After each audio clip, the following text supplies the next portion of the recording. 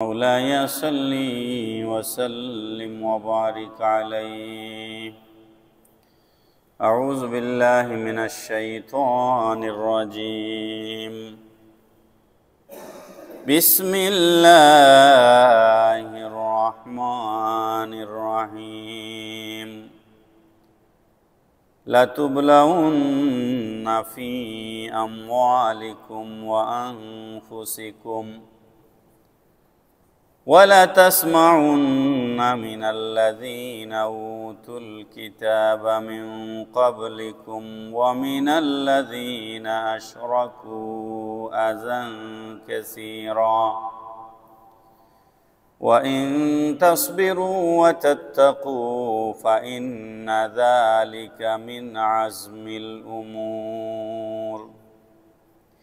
صدق الله مولانا العظيم وصدق رسوله النبي الحبيب الكريم.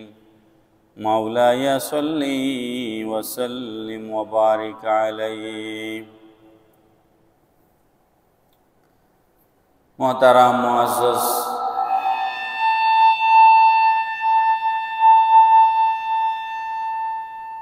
मुसल्लियान किराम, अस्सलामु अलैकुम व रहमतुल्लाहि व बरकातुहू। জিলহজ শরীফের জুমাবার দিন আমরা আল্লাহর ঘর মসজিদে এসে উপস্থিত হয়েছি। আল্লাহ পাক তৌফিক দিয়েছেন, মহান মুনিবের শুকরিয়া আদায় করে শুকরে পড়ি আলহামদুলিল্লাহ। ইয়া রব্বি লাকাল হামদু কামা ইয়ানবাগি লিজালালি ওয়াজহিকা ওয়া কাদিমি সুলতানিক। ধারাবাহিক কুরআনুল কারীমের আলোচনায় আজকে সূরা আলে ইমরানের 186 নম্বর আয়াতে কারিমা তেলাওয়াত করেছি। গত জুমায় আমরা 185 নম্বর আয়াতের আলোচনা করেছিলাম। এই আয়াতে কারিমায় 186 নম্বর আয়াতে কারিমার মধ্যে দুইটা বিষয় আলোচনা এসেছে। একটা এসেছে মানুষের ধন সম্পদ এবং মানুষের জীবন, এই দুইটা জিনিস সম্পর্কে আল্লাহ পাক মানুষকে পরীক্ষা করবেন, এটা একটা বিষয়। আর আরেকটা বিষয় এসেছে যাদেরকে পূর্বে কিতাব দেওয়া হয়েছে, অর্থাৎ কাফের মুশরিক। এই কাফের মুশরিকরা মুমিনদেরকে, মুসলমানদেরকে, ইমানদারদেরকে নানানভাবে কষ্ট দিবে। এই কষ্টদায়ক কথা শোনার পর বা কষ্ট পাওয়ার পর যদি মুমিনরা ধৈর্য ধারণ করে এবং সাবধান হয়ে চলে, তাহলে এটা হবে মুমিনদের পক্ষ থেকে আল্লাহর প্রতি দৃঢ় সংকল্পের একটা কাজ। এই আয়াতে এই দুইটা হচ্ছে আলোচ্য বিষয়। প্রথম যে বিষয়, লাতুবলাউন্না ফি আমওয়ালিকুম ওয়া আনফুসিকুম,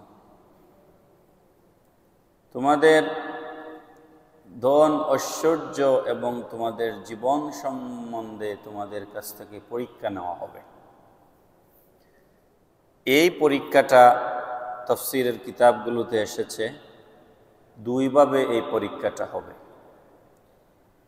প্রথমত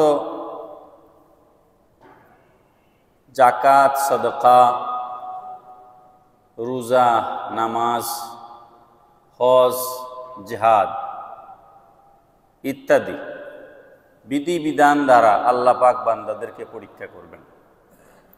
যেমন সম্পদ দিবেন, সেই সম্পদ থেকে বান্দা জাকাত দেয় কিনা, এটা তার জন্য একটা পরীক্ষা। সম্পদ দিবেন, সেই সম্পদ থেকে বান্দা সাদকা করে কিনা, এটা বান্দার জন্য একটা পরীক্ষা।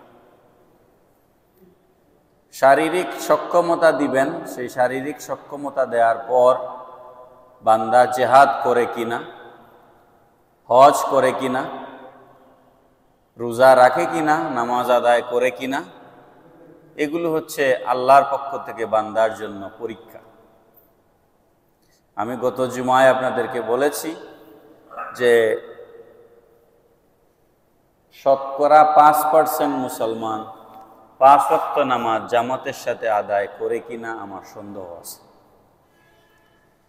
তার মানে পরীক্ষায় আমরা উত্তীর্ণ হচ্ছি না, আমরা পরীক্ষায় ফেল করছি।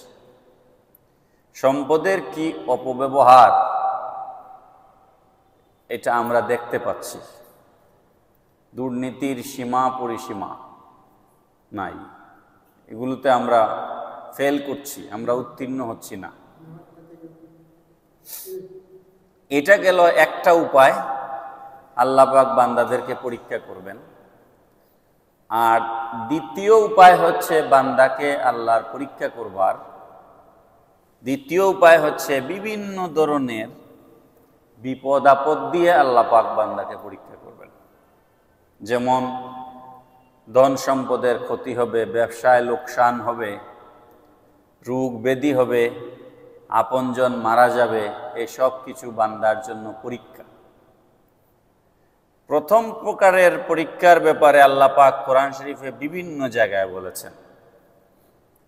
সূরা তাগাবুনের ভিতরে আল্লাহ পাক স্পষ্ট করে বলেছেন, ইন্নামা আমওয়ালুকুম ওয়া আওলাদুকুম ফিতনা, নিশ্চয় তোমাদের ধন সম্পদ এবং তোমাদের সন্তান সন্ততি এগুলো তোমাদের জন্য পরীক্ষা স্বরূপ। ফিতনা মানে এখানে পরীক্ষা। আমি তোমাদের ধন দিয়ে পরীক্ষা করব, সন্তান দিয়ে পরীক্ষা করব। আপনারা এই পরীক্ষাগুলোর উদাহরণ কোরআন শরীফে বিভিন্ন জায়গায় পাবেন। যেমন ইব্রাহিম আলাইহিস সালামকে আল্লাহ পাক পরীক্ষা করেছেন, সন্তান দিয়ে পরীক্ষা করেছেন। আবার ইব্রাহিম আলাইহিস সালামকে আল্লাহ জানের বিনিময়েও পরীক্ষা নিয়েছেন, নিজেকে আগুনে নিক্ষেপ করে দেয়া। এগুলো এক একটা বড় বড় পরীক্ষা। বিভিন্ন ধরনের বিপদ আপদ দিয়ে আল্লাহ পরীক্ষা করবেন, এই কথাও আল্লাহ পরিষ্কার কোরআন শরীফের মধ্যে বলে দিয়েছেন। সূরা বাকারার ভিতরে আল্লাহ পাক ইরশাদ করেছেন, ওয়ালা নাবলুওয়ান্নাকুম বিশাইইম মিনাল খাউফি ওয়াল জু'i ওয়া নাকসিম মিনাল আমওয়ালি ওয়াল আনফুসি ওয়াস সামারাত ওয়া বাশশিরিস সাবিরিন আল্লাযীনা ইযা আসাবাতহুম মুসিবাহ ক্বালু ইন্না লিল্লাহি ওয়া ইন্না ইলাইহি রাজিউন। আমরা শুধু মানুষ মারা গেলে মাইকের মধ্যে ইন্না লিল্লাহি ওয়া ইন্না ইলাইহি রাজিউন পড়ি, কিন্তু আল্লাহ পাক কোরআন শরীফে বলেছেন বান্দা যখন যে কোনো ধরনের মুসিবতে পড়ে, তখন আমার উপরে যাদের আস্থা আছে, ভরসা আছে, আমার উপর যারা নির্ভর করে, আমার বান্দারা, তখন তারা পড়ে ইন্না লিল্লাহি ওয়া ইন্না ইলাইহি রাজিউন। আমরা এটা মানুষ মারা যাওয়ার দোয়া বানাই ফেলছি, এটা কিন্তু মৃত্যুর দোয়া নয়, এটা হচ্ছে মুসিবতের দোয়া। যখন আমরা, মৃত্যু একটা মুসিবত, যখন আমাদের কেউ মারা যান আপনজন, তখন আমরা এই দোয়াটা পড়ি, এটা সঠিক। কেউ মারা গেলে এটা পড়া, এটা সঠিক। কিন্তু এটা অন্য যে কোনো মুসিবতে পড়লেও আমরা ইন্না লিল্লাহ পড়ব। তো ওয়ালা নাবলুওয়ান্নাকুম বিশাইইম মিনাল খাউফ, ভয় ভীতির দ্বারা আমি তোমাদেরকে পরীক্ষা করব, ওয়াল জু', ক্ষুধামন্দা দিয়ে, অভাব অনটন দিয়ে আমি তোমাদেরকে পরীক্ষা করব, ওয়া নাকসিম মিনাল আমওয়াল, সম্পদের ক্ষতি সাধন করে আমি তোমাদেরকে পরীক্ষা করব, ওয়াল আনফুসি, জানের ক্ষতির দ্বারা তোমাদেরকে পরীক্ষা করব, ওয়াস সামারাত, ফসলের ক্ষতির দ্বারা আমি তোমাদেরকে পরীক্ষা করব। এরপরে আল্লাহ পাক বলছেন ওয়া বাশশিরিস সাবিরিন, ওই সমস্ত ধৈর্যশীলদেরকে আপনি সুসংবাদ দিন, বেশারত দিন, তাদেরকে সুসংবাদ দিন। আল্লাযীনা ইযা আসাবাতহুম মুসিবা, যখন তাদেরকে কোনো মুসিবত পাকড়াও করে, কালু, তারা বলে ইন্না লিল্লাহি ওয়া ইন্না ইলাইহি রাজিউন। নিশ্চয়, এর অর্থ কি? ইন্না লিল্লাহি ওয়া ইন্না ইলাইহি রাজিউন, এর অর্থ হচ্ছে নিশ্চয় আমরা আল্লাহর জন্য, নিশ্চয় আমরা কার জন্য?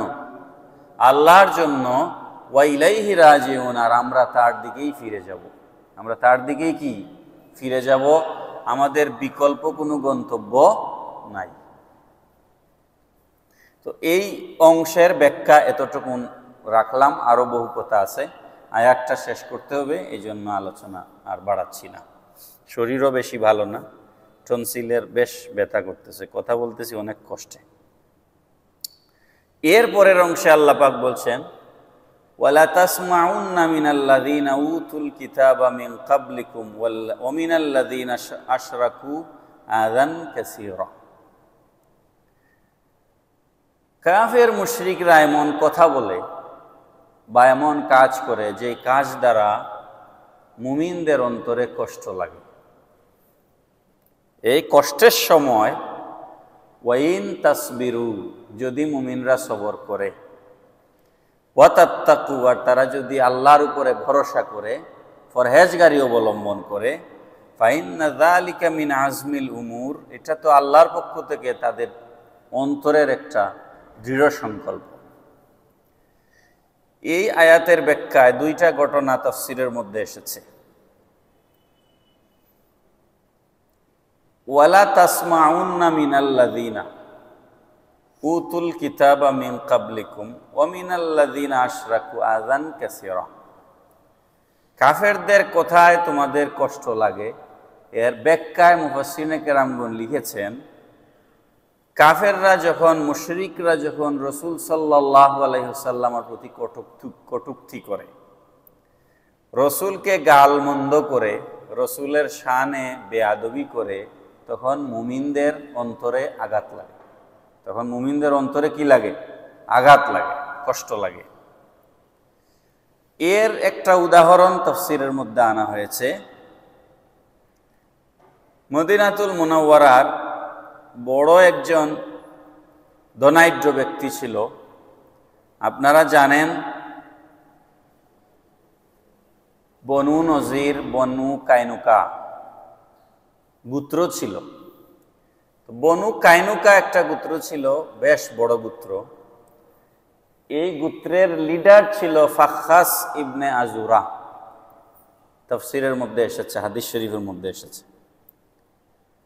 আল্লাহর রাসূল সাল্লাল্লাহু তাআলা আলাইহি সাল্লাম আবু বকর সিদ্দিক রাদিয়াল্লাহু তাআলা আনহুর কাছে একটা চিঠি লিখে দিয়েছিলেন। এই চিঠিটা ফাখাসকে নিয়ে পৌঁছানোর দায়িত্ব দিয়েছিলেন আবু বকর রাদিয়াল্লাহু আনহুকে। চিঠির মধ্যে আল্লাহর রাসূল সাল্লাল্লাহু আলাইহি সাল্লাম ফাখাসের কাছে কিছু আর্থিক সহযোগিতা চেয়েছিলেন, আর্থিক সহযোগিতা।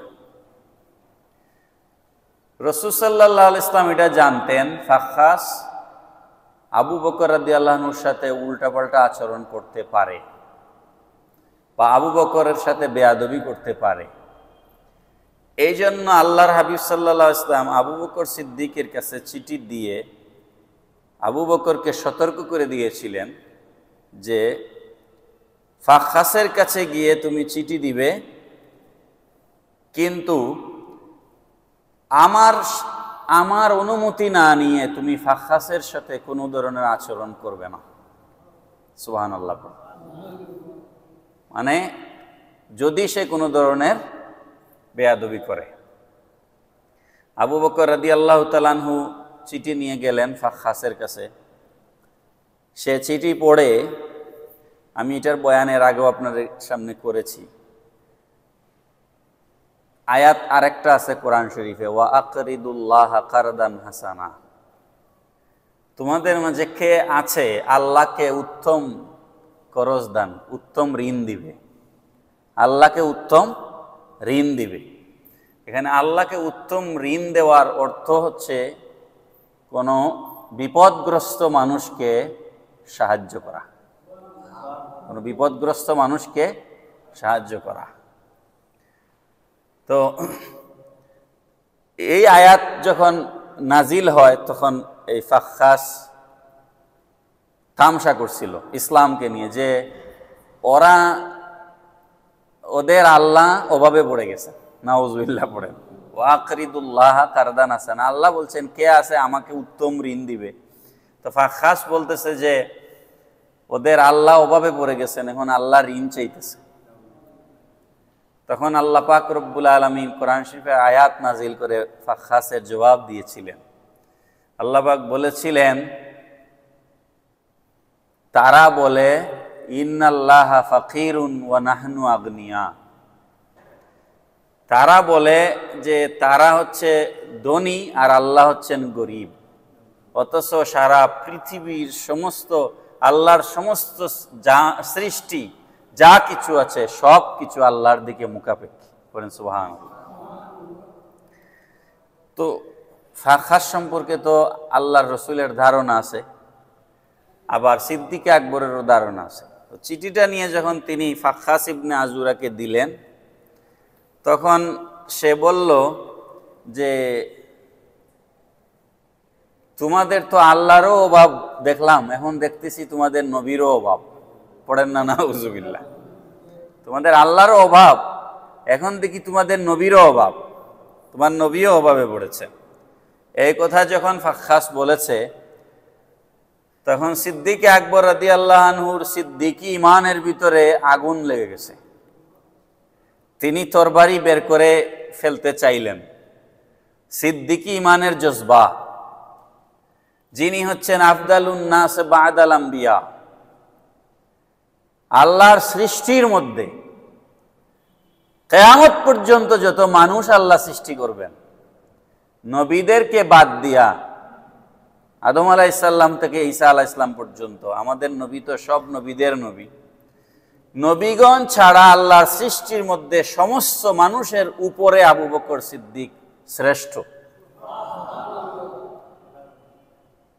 সমস্ত নবীদের উম্মতের মধ্যে আবু বকর শ্রেষ্ঠ, শুধু আমাদের উম্মতের মাঝে নয়, শুধু আমাদের উম্মতের মাঝে না, সমস্ত নবীদের উম্মতের মাঝে আবু বকর শ্রেষ্ঠ।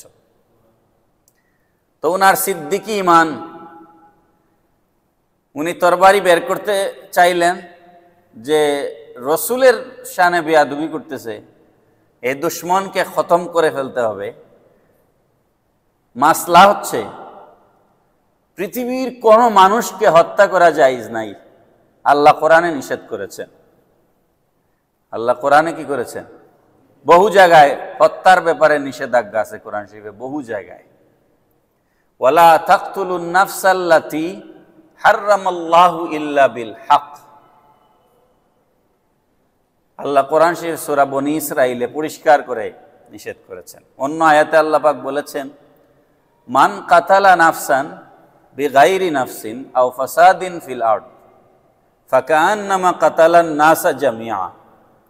যেই ব্যক্তি কোনো একজন মানুষকে হত্যা করলো, সে একজন মানুষকে হত্যা করলো না, আল্লাহ কোরআনে বলতেছেন কাতালান নাসা জামিআ, সে যেন গোটা মানব জাতিকে হত্যা করলো। ওয়ামান আহিয়াহা ফাকান্নামা আহিয়ান নাসা জামিআ। কেউ যদি একজন মানুষকে বাঁচিয়ে রাখার চেষ্টা করে, সে যেন গোটা মানবতাকে বাঁচিয়ে রাখলো। সুবহানাল্লাহ পড়ুন। কোরআনের এই আয়াতটা যদি কেউ উপলব্ধি করে, সে কোনো অবস্থাতেই মানুষ হত্যা করতে পারে না। আমাদের দেশে পৃথিবীতে হত্যাকাণ্ড আছে না? আছে। যারা মানুষ হত্যা করে, এক হাদিসের মধ্যে এসেছে আল্লাহ পাক কিয়ামতের ময়দানে সর্বপ্রথম মানুষের কাছ থেকে নামাজের হিসাব নেবেন। এক হাদিসে আসছে সর্বপ্রথম কিসের হিসাব নেবেন? নামাজের হিসাব নেবেন, বান্দা নামাজ পড়তো কিনা। আরেক হাদিসের মধ্যে এসেছে আল্লাহ পাক সর্বপ্রথম বান্দার কাছ থেকে হত্যাকাণ্ডের হিসাব নেবেন। হত্যাকাণ্ড মানে যারা দুনিয়াতে খুনি ছিল, দুনিয়াতে বিচার হইলেও, খুনের বিচার যদি দুনিয়াতে হয়, ধরেন খুনের বদলা তার ফাঁসি হয়েছে, এটা যথেষ্ট নয়, এটা যথেষ্ট নয়। তাকে আল্লাহ পাক আবার তাকে বিচারের কাঠগড়ায় দাঁড় করাবেন। আল্লাহ পাক বলবেন, আমি এই বান্দাকে সৃষ্টি করেছিলাম, তুমি তাকে হত্যা করেছিলে, এবার তুমি তার প্রাণ ফিরিয়ে দাও। এবার তুমি তার কি করো? প্রাণ ফিরিয়ে দাও। কিন্তু কোনো মানুষের পক্ষে সেটা সম্ভব কি? সম্ভব কি? সম্ভব নয়। এই জন্য কিয়ামতের মাঠে আল্লাহ পাক সর্বপ্রথম বান্দার কাছ থেকে হত্যাকাণ্ডের বিচার চাইবেন, এবং দুনিয়ার শাস্তি ওই আখেরাতে বিচার থেকে তাকে বাঁচাতে পারবে না। এখানে যে খুন করেছে, খুন করার পরে সে যদি এখানে শাস্তি পায় তাও হাসরের মাঠে শাস্তি হবে, এখানে শাস্তি না পাইলে তো শাস্তি হবেই। এটা হচ্ছে পরিষ্কার কথা, হাদিস শরীফের মধ্যে এসেছে। আল্লাহ পাক রব্বুল আলামিন মানুষের হক ছাড়া আর আল্লাহর সাথে যারা শিরিক করে এই দুই শ্রেণী ছাড়া বাকি সবাইকে আল্লাহ পাক একটা নির্দিষ্ট টেনিউরে শাস্তি ভোগ করবার পর আল্লাহ মাফ করে দিবেন। সমস্ত অপরাধীকে আল্লাহ মাফ করবেন, কিন্তু দুই শ্রেণীকে আল্লাহ মাফ করবেন না। এক শ্রেণী হচ্ছে যারা মানুষের হক নষ্ট করেছে। এই যেমন ধরেন রাজস্ব কর্মকর্তা মতিউর রহমান, তিনি যে 100 কোটি টাকার মালিক, এটা কার টাকা? জনগণের। কার টাকা বলেন না? এটা কি আসমান থেকে টাকা পড়ছে নাকি? এটা তো এ দেশের মানুষের টাকা, জনগণের টাকা। এইটার শাস্তি মওকুফ নাই। এটার শাস্তি কি নাই? মওকুফ নাই। আমি এর আগে বহুবার আপনাদেরকে বলেছি, কেউ যদি বিনা টিকেটে রেল ভ্রমণ করে, সারা জাতি তাকে মাফ করে দিতে হবে, আর না হলে তার মাফ পাওয়ার কোনো সুযোগ নাই। কারণ বিনা টিকেটে রেল চড়ে সে সারা জাতির টাকা সে কি করে হক নষ্ট করেছে। তো এই জন্য মানুষের হকটা বড় মারাত্মক জিনিস। জমিনের আইল ঠেলাচ্ছেন, আরেকজনের জমি এক হাত নিজের ভিতরে ঢুকাই দিচ্ছেন। শহরে বাউন্ডারি ওয়াল তুলেছেন, আরেকজনের 2 হাত আপনার বাউন্ডারির ভিতরে ঢুকাই দিচ্ছেন। আপনি মনে করছেন বিরাট কাজ করছেন, কিন্তু না। 1 ইঞ্চি জমি, হাদিস শরীফের মধ্যে এসেছে, কেউ যদি 1 ইঞ্চি জমি কারো দখল করে, জবরদখল যেটাকে আমরা বলি, জবরদখল, 1 ইঞ্চি জমি যদি কেউ কারো দখল করে, কিয়ামতের ময়দানে তার গলার মধ্যে আল্লাহ পাক 7 তবক জমিন গলার মধ্যে লটকায়া দিবেন। পড়েন নাউজুবিল্লাহ। পাগলা কুত্তাদের গলায় দেখেন মানুষ বড় গাছের খাড়ি, গাছের গোদা বান্ধি দেয়, দেখছেন নি আপনারা কোনোদিন? এটা কি জন্য দেয়? যাতে দৌড় মারতে আরেকজনকে দৌড় দিয়ে গিয়ে কামড় দিতে না পারে। তো এটা তো একটা গাছের টুকরা তার গলার মধ্যে একটা পাগলা কুকুরের গলায় বেঁধে দেওয়া হয়েছে দুনিয়াতে। আর হাসরের মাঠে দুনিয়াতে যারা 1 ইঞ্চি জমি দখল করছে আরেকজনের, তাদের গলার ভিতরে, গলার মধ্যে 7 তবক জমিন জ্বলা দিবেন।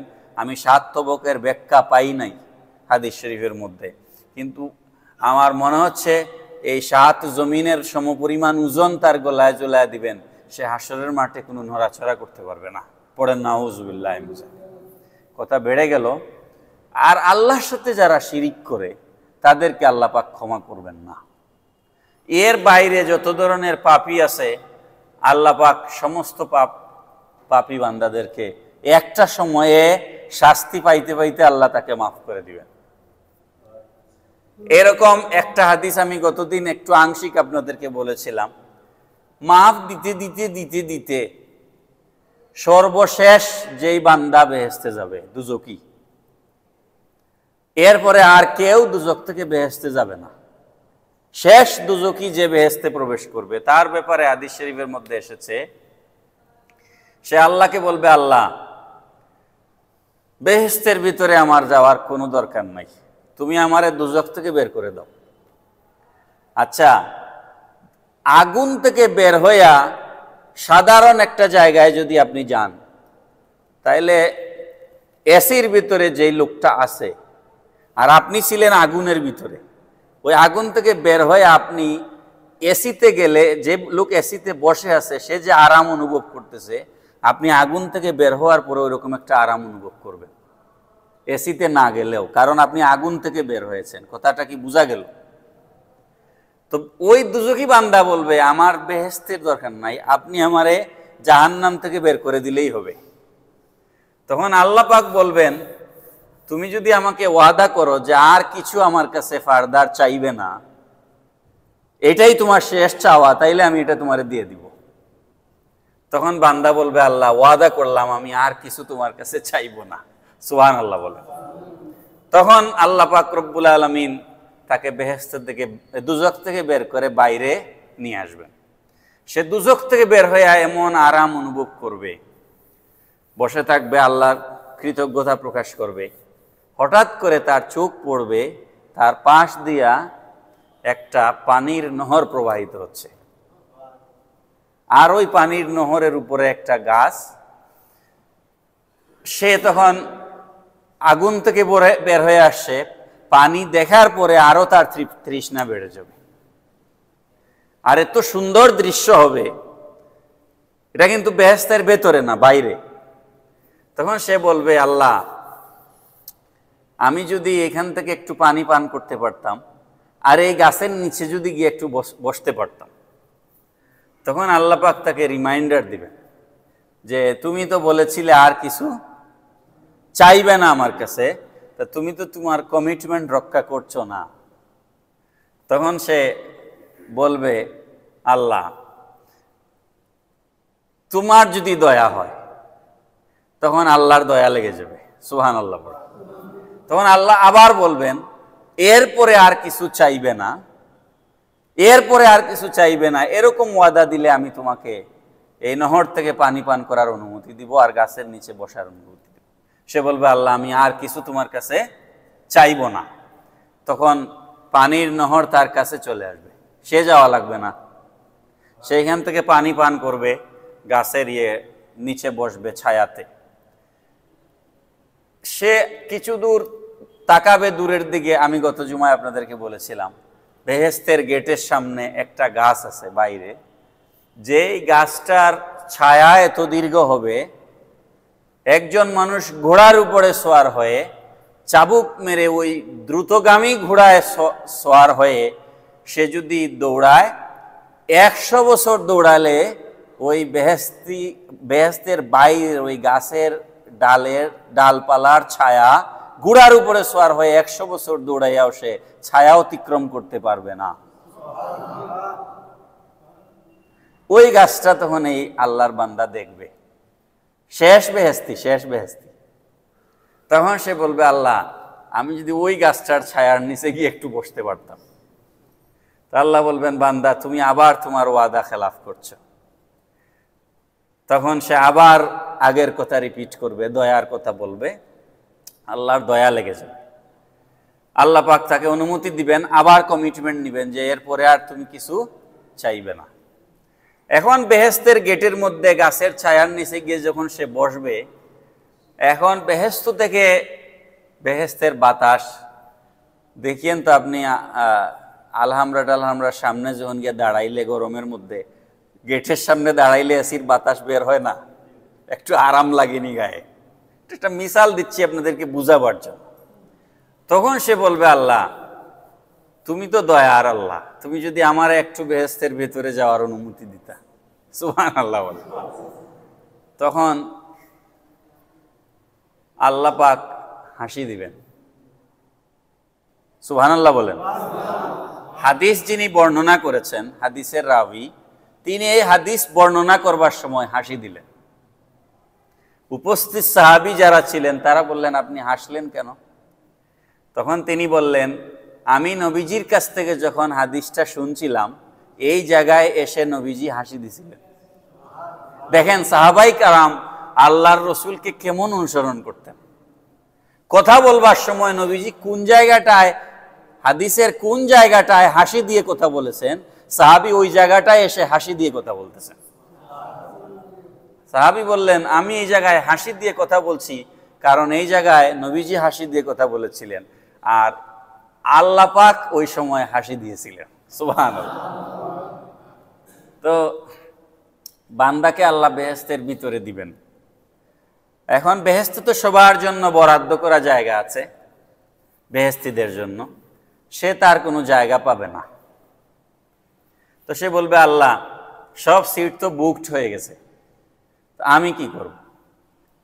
আল্লাহ পাক রব্বুল আলামিন তখন বলবেন, তুমি যেই পৃথিবীতে ছিলে, আমি তোমাকে সেই পৃথিবীর সমান বেহেশতে একটা জায়গা দিলাম। তখন বান্দা বলবে, আল্লাহ, এটা তো তোমার শান নয় যে তুমি তোমার বান্দার সাথে ঠাট্টা করবে, তুমি কি আমার সাথে ঠাট্টা করছো? আল্লাহ পাক বলবেন, আমি তোমাকে 2টা পৃথিবীর সমান জায়গা দিলাম। তখন বান্দা আবার বলবে, আল্লাহ, তুমি কি আমার সাথে ঠাট্টা করছো? তখন আল্লাহ পাক বলবেন, আমি তোমাকে 3টা পৃথিবীর সমান জায়গা দিলাম।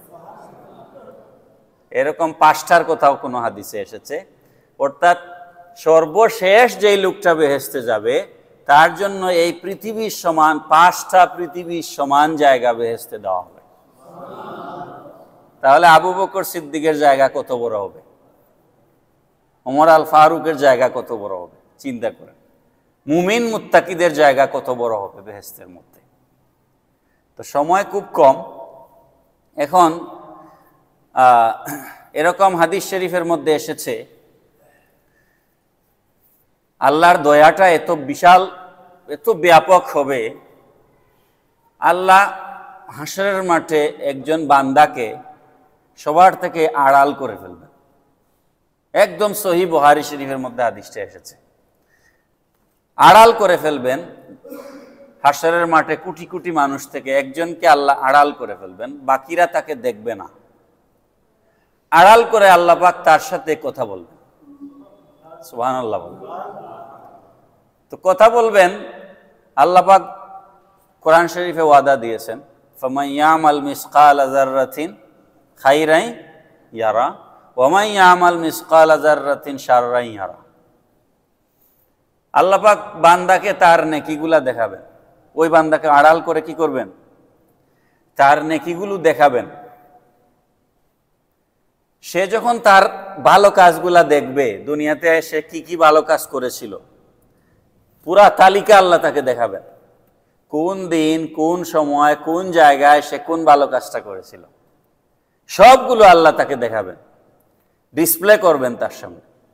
দেখার পর সে আল্লাহর শুকরিয়া আদায় করে আল্লাহকে সেজদা দিবে। এই সেজদা যে দিচ্ছে, এই দৃশ্য আল্লাহ হাসরবাসীকে দেখাবেন। পরক্ষণেই আল্লাহ রব্বুল আলামিন তার খারাপ কাজগুলার তালিকা তার সামনে তুলে ধরবেন। কি আমাদের কোনো খারাপ কাজ নাই? বলেন না, কোনো গুনাহ আমরা জীবনেও করি নাই, একটা কোনো মিথ্যা কথাও জীবনে বলি নাই আমরা। হ্যাঁ, তো এখন আমাদের ওই বান্দাকে আল্লাহ পাক তার খারাপ কাজগুলার তালিকা তার সামনে তুলে ধরবেন। তখন সে লজ্জিত হয়ে সারেন্ডার করে, আত্মসমর্পণ করে আল্লাহকে আবার সেজদা দিবে। আল্লাহর সামনে কোনো আর্গুমেন্টে যাওয়ার কোনো সুযোগ আসেনি, কোনো তর্ক বিতর্কে যাওয়ার কোনো সুযোগ নাই। আল্লাহ, আমি এই সমস্যায় পড়ে এই কাজটা করে ফেলেছিলাম, ওই সমস্যায় পড়ে এই কাজটা করে ফেলেছিলাম, আমি বড় বিপদে পড়ে মিথ্যা কথা বলে ফেলেছিলাম, এই ধরনের কোনো যুক্তি তর্কে আল্লাহর সামনে যাওয়ার কোনো সুযোগ নাই। একমাত্র আসলিম তাসলিম, বিনা যুক্তিতে বিনা তর্কে যেই ব্যক্তি আল্লাহর সামনে মাথা ঝুঁকায় দিবে, আত্মসমর্পণ করবে, আল্লাহ তাকে মাফ করে দিবেন। এই বান্দা সেই কাজটাই করবে। বিনা তর্কে সে আত্মসমর্পণ করবে, সারেন্ডার করবে, মাথা ঝুঁকাবে আল্লাহর সামনে। তখন আল্লাহ পাক রব্বুল আলামিন বলবেন, যাও, তুমি যে আত্মসমর্পণ করলে, সেজদা করলে আমাকে, এই জন্য তোমাকে মাফ করে দিলাম।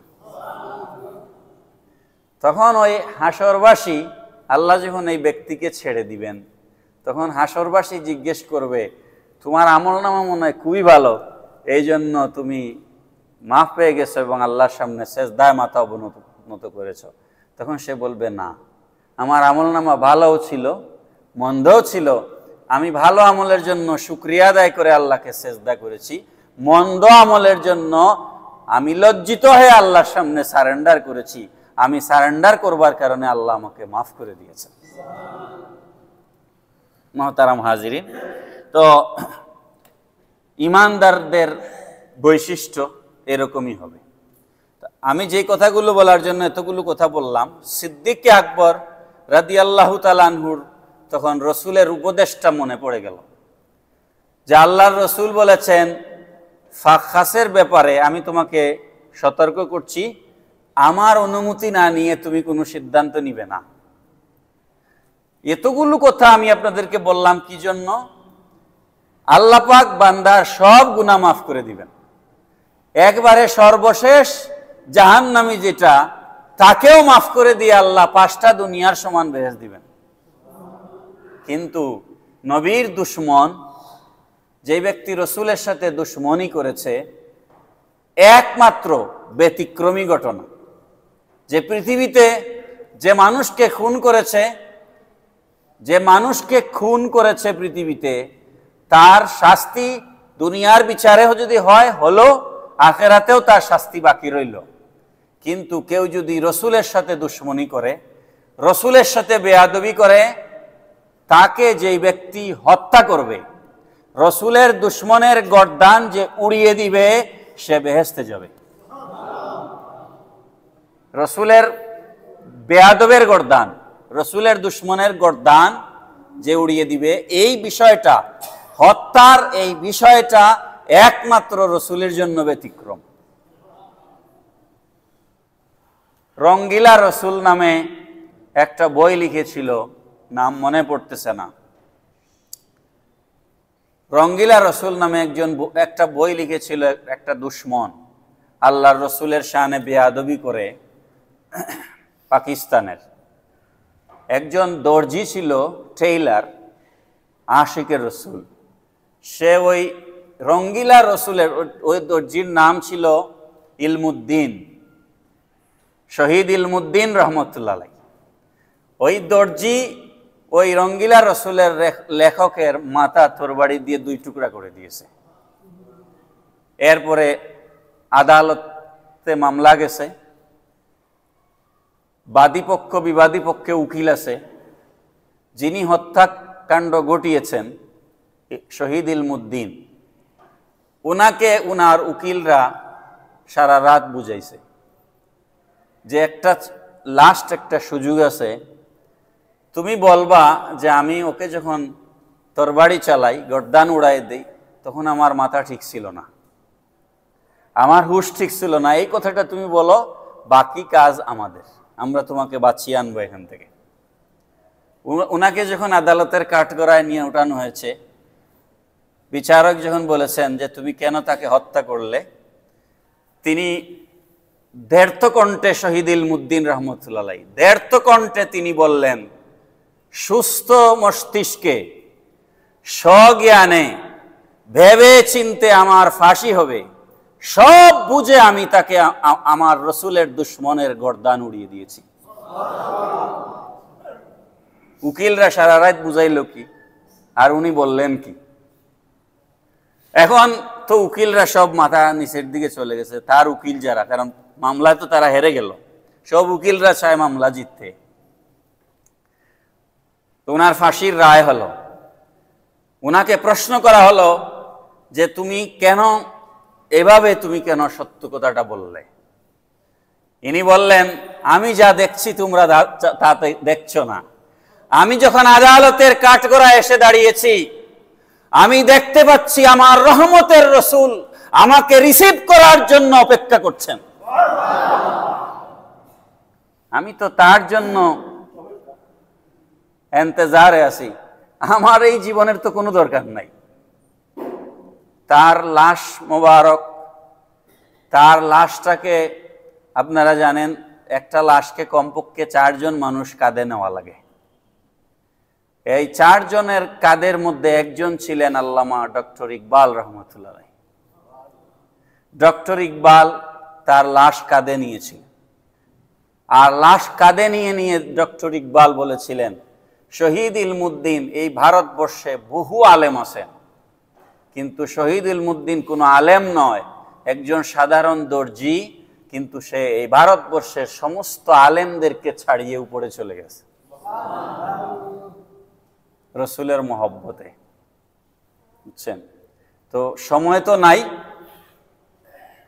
কাব ইবনে আশরাফ বা আরবের একজন কবি ছিল, সে কবিতা লিখত, মুশরিক। তার কাজ ছিল ইহুদিদেরকে, কাফের মুশরিকদেরকে রসুলের বিরুদ্ধে উস্কায়া দেওয়া। আল্লাহর রসুলের মনে বড় কষ্ট লাগলো। বেয়াদবির কিছু সীমা থাকে না, কিছু বেয়াদবি আমরা মেনে নেই, কিছু বেয়াদবি মেনে নেওয়া যায় না। কোরআন শরীফে আল্লাহ পাক বলেছেন, ইন্নাল্লাযীনা ইউযুনাল্লাহা ওয়া রাসূলাহু লাআনাহুমুল্লাহু ফিদ দুনিয়া ওয়াল আখিরাহ। নিশ্চয় যারা আল্লাহ এবং আল্লাহর রসুলকে কষ্ট দেয়, দুনিয়া এবং আখিরাতে তাদের জন্য লাঞ্ছনা রয়েছে। লাআনা, এরা হচ্ছে মালউন, এরা কি? মালউন। মালউন মানে হচ্ছে লানত প্রাপ্ত, যারা আল্লাহ এবং আল্লাহর রসুলকে কষ্ট দেয়। কাব বিন আশরাফ রসুলকে এত কষ্ট দিল, রসুলের মনে কষ্ট এসে আল্লাহর রসুল আর বরদাস্ত করতে পারলেন না। তখন আল্লাহর রসুল সাল্লাল্লাহু তাআলা আলাইহি সাল্লাম কাব বিন আশরাফের কবিতার জবাব দেওয়ার জন্য, রসুলের একজন কবি ছিলেন যাকে বলা হয় নবীর কবি, নবীর কবি হযরত হাসান বিন সাবিত রাদিয়াল্লাহু তাআলা আনহু, আল্লাহর রসুল তাকে অনুমতি দিলেন যে তুমি কাব বিন আশরাফের জবাবে কবিতা লিখো। সুবহানাল্লাহ। ওই কবিতাগুলাই আমরা এখন নাত হিসাবে পড়ি, এগুলাকে নাতে রসুল বলা হয়। কি বলা হয়? নাতে রসুল বলা হয়, যেগুলো রসুলের শানে লেখা হয়েছে। কিন্তু কাব বিন আশরাফ তার কবিতা লেখা বন্ধ করছে না এবং রসুলকে গালি দেওয়া বন্ধ করছে না। আল্লাহর রসুলের এত কষ্ট লাগলো, একদিন কিছু সাহাবাই কেরাম সামনে ছিলেন, রসুলের কষ্টে আল্লাহর রসুল বললেন যে কে আছো তোমাদের মাঝে কাব বিন আশরাফের সাথে বোঝাপড়া করে আসবে, কে আছো? তখন রসুলের সাহাবী মুহাম্মদ ইবনে মাসলামা রাদিয়াল্লাহু তাআলা আনহু, যিনি ছিলেন কাব বিন আশরাফের আপন ভাগিনা, তিনি দাঁড়াইলেন, দাঁড়িয়ে বললেন ইয়া রাসূলুল্লাহ সাল্লাল্লাহু আলাইহি ওয়াসাল্লাম, কাব বিন আশরাফ হচ্ছে গোত্রের নেতা, তাকে তার গোত্রের সবাই নেতা মানে, এবং সে একজন নামকরা কবি, তার সিকিউরিটি গার্ড আছে, বডি গার্ড আছে, যে কেউ চাইলেই তার বাড়িতে যেতে পারবে না, তার কাছাকাছি যেতে পারবে না। আপনি অনুমতি দিলে, আমি যেহেতু তার ভাইগনা, আপনি অনুমতি দিলে আমি দায়িত্ব নিচ্ছি, আমি তার সাথে বোঝাপড়া করতে যাব। সুবহানাল্লাহ। আল্লাহর রসুল অনুমতি দিলেন। মুহাম্মদ ইবনে মাসলামা রাদিয়াল্লাহু তাআলা আনহু প্রায় 3 দিন চেষ্টা করলেন, কাব বিন আশরাফের সাথে ভিড়তে পারলেন না, প্রায় খানাপিনা ছেড়ে দিয়েছেন। 3 দিনের মধ্যে প্রায় খানাপিনা ছেড়ে দিয়েছেন। আল্লাহর রসুলের কাছে খবর আসলো যে মুহাম্মদ ইবনে মাসলামা তো খানাপিনা ছেড়ে দিয়ে দুর্বল হয়ে পড়েছে। নবীজি তাকে ডাকলেন, কি হয়েছে? বলে ইয়া রাসূলুল্লাহ, ও আপনার সাথে বেয়াদবি করে আর আমি কিছুই করতে পারছি না, এই জন্য আমার খাওয়া ভেতরে যাচ্ছে না। তখন নবীজি বললেন, তুমি সাদ বিন মুআজ রাদিয়াল্লাহু আনহুর সাথে তুমি পরামর্শ করো। তখন সাদ বিন মুআজ রাদিয়াল্লাহু আনহুর সাথে পরামর্শ করে মুহাম্মদ ইবনে মাসলামা, সাদ বিন মুআজ এবং আবু নাইলা সালকান ইবনে সালামা, আবু নাইলা তিনি ছিলেন একজন কবি এবং আবু নাইলা ছিলেন কাব বিন আশরাফের দুধ ভাই। আরো কয়েকজন 7-8 জন মিলে তারা পরিকল্পনা করলেন কাব বিন আশরাফকে তারা হত্যা করবেন। আমি একটু আগে আপনাদেরকে বলেছি, যারা রসুলের শানে গুস্তাখি করে এদেরকে হত্যা করা ইমানের দাবি। এটা হাদিস শরীফের মধ্যে এসেছে, মান সাব্বা নাবিয়ান ফাকতুলুহু।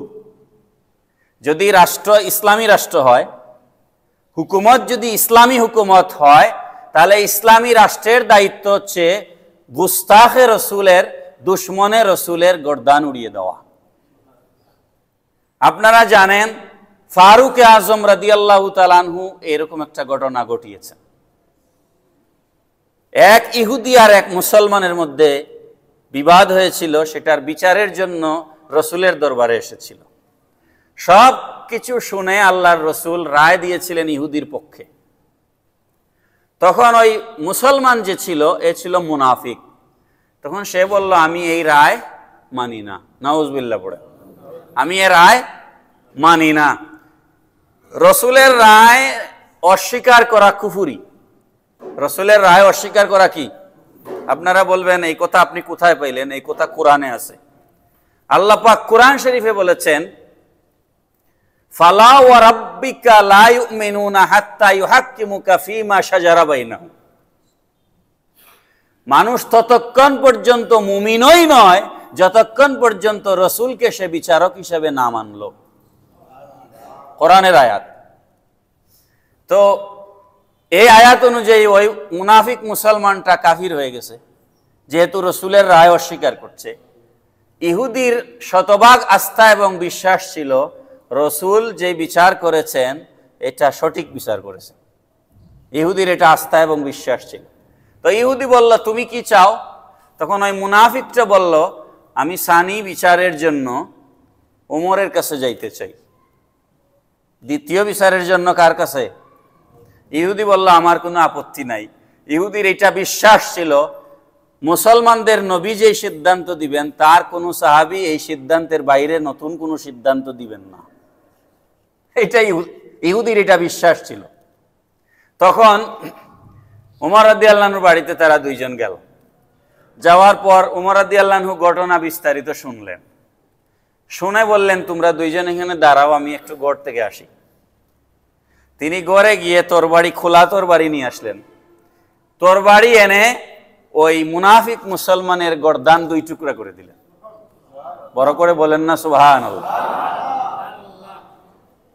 তার মাথা উড়াবার আগে তিনি বললেন, শোনো, যে লোক আল্লাহর হাবিবের বিচার মানে না, দ্বিতীয় বিচারের জন্য উমরের কাছে আসে, উমরের আদালতে সিদ্ধান্ত হচ্ছে তার মাথা উড়িয়ে দিতে হবে। যে রসুলের সিদ্ধান্তের বাইরে আমার কাছে দ্বিতীয় বিচারের জন্য আসে, তার জন্য আমার বিচার হচ্ছে তার মাথা উড়িয়ে দেওয়া। আল্লাহর রসুল বলেন নাই যে উমর তুমি এটা ঠিক করো নাই, এই কথা রসুল বলেন নাই, বরং আল্লাহর রসুল উমরের তারিফ করেছেন। সুবহানাল্লাহ। আমার এতক্ষণ ধরে কথা বলবার উদ্দেশ্য হচ্ছে, রসুলের শানে যদি কেউ গুস্তাখি করে, বেয়াদবি করে, ফাকতুলুহু, হাদিস শরীফে বলা হয়েছে তাকে হত্যা করো, তার গর্দান উড়িয়ে দাও। এটা হচ্ছে শরীয়তের ফয়সালা। আমার ইসলামী রাষ্ট্র, ইসলামী হুকুমত নাই বলে আমরা পারি না, যে যা ইচ্ছা রসুলের শানে বলে আর কি। তো এরা 7-8 জন মিলে কাব বিন আশরাফের বাড়িতে গেলেন। লম্বা ঘটনা, আমি মুখতাসর করে বলে ফেলতেছি, টাইম আর আপনাদের নিতে চাই না, 15 বেজে গেছে। কাব বিন আশরাফকে আবু নাইলা কবিতা শোনায়া, সেও তো কবিতা বলে, উনিও কবিতা বলেন, কবিতার মঞ্চ জমেছে। কবিতা শোনায়া আবু নাইলা কাব বিন আশরাফের বাবরি চুল ছিল, ও তার মাথার মধ্যে হাত ঢুকাইয়া বাবরি চুলের মধ্যে ধরে তার মাথাটাকে পিছনের দিকে টেনে ধরলেন, আর এই বাইগনা তার মাথা উড়াই দিলেন। বাইগনা মাথা উড়াই দিলেন, দিয়ে এরা মদিনাতুল মুনাওয়ারায় আসলেন। তখন মসজিদে নবী শরীফে ফজরের জামাত হচ্ছে। বাইরে থেকে তারা তাকবীর দিয়েছেন, ভেতর থেকে আল্লাহর রসুল তাদের তাকবীরের আওয়াজ শুনেছেন। নামাজের সালাম ফিরাইয়া মসজিদ ভর্তি সাহাবীদেরকে নিয়ে আল্লাহর রসুল তাকবীর দিয়েছেন। কতটা খুশি আল্লাহর রসুল হয়েছিলেন কাব বিন আশরাফের গর্দান উড়িয়ে দেওয়ার কারণে। তারা যখন, নবী বুঝে গেলেন যে এরা যেহেতু তাকবীর দিয়ে আসছে, তার মানে মিশন সাকসেসফুল। তারা যখন ফিরে আসলেন, নবীজির সামনে আসলেন, রিপোর্ট করলেন, তখন আল্লাহর রসুল বললেন, আল্লাহ তোমাদের চেহারাকে উজ্জ্বল করুন। তখন তারা বললেন, আল্লাহ আপনার চেহারাকে উজ্জ্বল করুন। এই ব্যাপারে এই আয়াত নাজিল হয়েছে, ওয়াইন তাসবিরু ওয়া তাত্তাকু ফাইন্না যালিকা মিন আজমিল উমুর। তোমাদের মধ্যে কেউ যদি রসুলকে গালি দেয়, রসুলকে নিন্দা করে, রসুলের সমালোচনা করে, আর এই ব্যাপারে যদি সে ফাইন্না যালিকা মিন আজমিল উমুর, সে যদি দৃঢ় সংকল্পবদ্ধ হয়, দৃঢ় সংকল্প, রসুলের জন্য নিজের জীবনকে উৎসর্গ করে দেওয়া, রসুলের দুশ্মনকে দুনিয়া থেকে বিদায় করে দেওয়া, আজমিল উমুর, এইটা একমাত্র ব্যতিক্রম। আর কোনো হত্যাকাণ্ড আল্লাহ রব্বুল আলামিন ক্ষমা করবেন না। আর কোনো হত্যাকাণ্ডকে আল্লাহ রব্বুল আলামিন কি ক্ষমা করবেন না। খুবই চমৎকারভাবে এখানে শানে রিসালাত ফুটে উঠেছে এই আয়াতের মধ্যে। এখানে শাফি মাযহাবের ফতোয়া আছে, হানাফি মাযহাবের ফতোয়া আছে যে তারা যে কাব বিন আশরাফকে হত্যা করলেন, তারা কি গুনাহের কাজ করলেন? না, বরং তারা নেকির কাজ করেছেন এবং রসুলের সন্তুষ্টির কাজ করেছেন। তো আরও বহু কথা বলে এই জিনিসটাকে শেষ করার সুযোগ আছে, কিন্তু এখন আর হাতে সময় নাই, আলোচনা এখানে রাখছি। ফাইন্না যালিকা মিন আজমিল উমুর, এটা দিয়ে আল্লাহ পাক রব্বুল আলামিন বলেছেন যে বিপদ আপদে যারা ধৈর্য ধরে এবং আল্লাহর উপরে যারা ভরসা করে তাদের অন্তরকে আল্লাহ দৃঢ় সংকল্পবদ্ধ বানিয়ে দেন। তবে তাফসীরের মধ্যে এটা বলা হয়েছে যে একমাত্র এখন ফিলিস্তিনে মুসলমানরা মায়ের খাচ্ছে, কাফেররা মারতেছে, এখন কি আমি ধৈর্য ধরে পিঠ পাতায়া দিব মায়ের খাওয়ার জন্য, নাকি মোকাবেলা করব? এখানে ধৈর্য ধরলে চলবে না, এটার নাম ধৈর্য নয়, বরং ওই মোকাবেলা করতে গিয়ে আমার জান যাবে, জীবন যাবে, দৌলত যাবে, আওলাদ যাবে, স্ত্রী যাবে, সন্তান যাবে, তখন যেন আমি ধৈর্য হারা না হই, এটার নাম ধৈর্য। আল্লাহ পাক বুঝার তৌফিক দিন। আসসালামু আলাইকুম ওয়া রাহমাতুল্লাহি ওয়া বারাকাতুহু।